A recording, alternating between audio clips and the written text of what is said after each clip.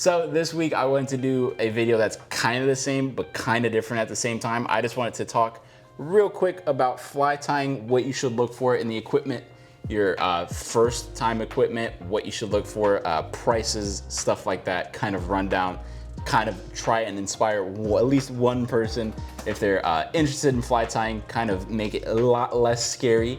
And yeah, but let's jump right into it, and I hope I inspire at least one person to go out there and make at least like one crummy fly. Let's get into it.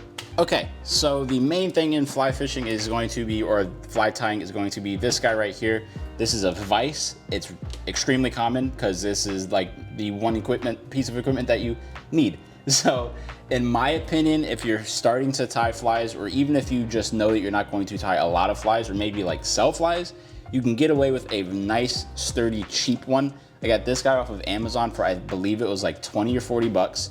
And this is actually the first fly vise that I ever got. It was in an Orvis Clearwater kit about like 8 years ago. I absolutely love this guy.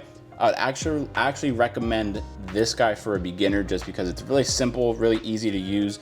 You can take it inside, put it on like your kitchen table, just hook it up. You can tie flies from the comfort of your home, everything like that. I used to use a TV tray, hook this guy up to it. It was really fun, and yeah, you can make some really good flies with it, and yeah, you can save a lot of money. In my opinion, you don't need to spend any more than like $80 on your first fly vise.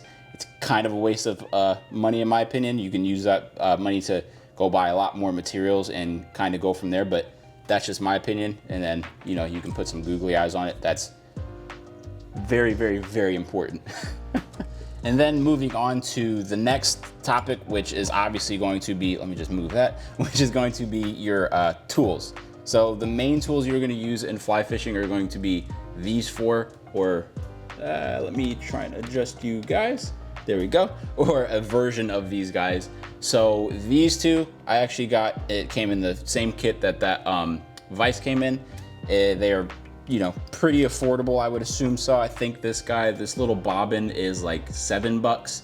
My little whip finish, I would imagine this runs you like maybe $4. And then my scissors, probably really cheap too. And then these are just some craft scissors right here. So let me explain these guys real quick. So if you're new to fly fishing, this is what you're going to put your thread in. So your thread would go like this. Then the thread would actually go through this guy, and then you can actually tie up your fly. That's what that guy is. You're gonna need one of those. And then this guy right here is called a whip finisher. So all this guy is a fancy way to finish off the fly. And in the beginning, really complicated, but once you get used to it, it's really easy and really nice to use. Again, another cheap piece of equipment that some companies like to try and make expensive, but you do not need to spend more than like $4 on that. Then when I tie flies, I always like to have two variations of scissors. So as you can tell, this one has a narrower, little pointier tip on that, a little easier to get into tight little spaces with this guy. You know, shank. But there's that. And then my all-time favorite scissors, these actually came from like a little craft kit.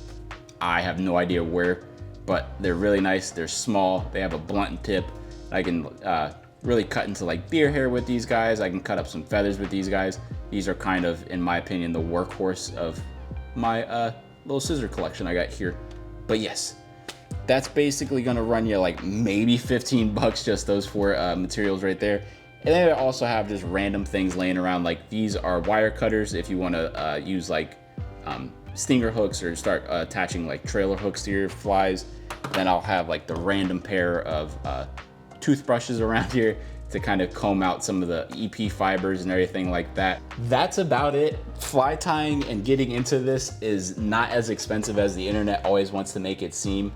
Whenever I'm on Instagram or YouTube, those are the two main ones, I'll always see people with like $600 vices, $400 vices, $800 vices, and I always think to myself, oh my God, if I was trying to get into fly tying, how irritating that stuff would be to see.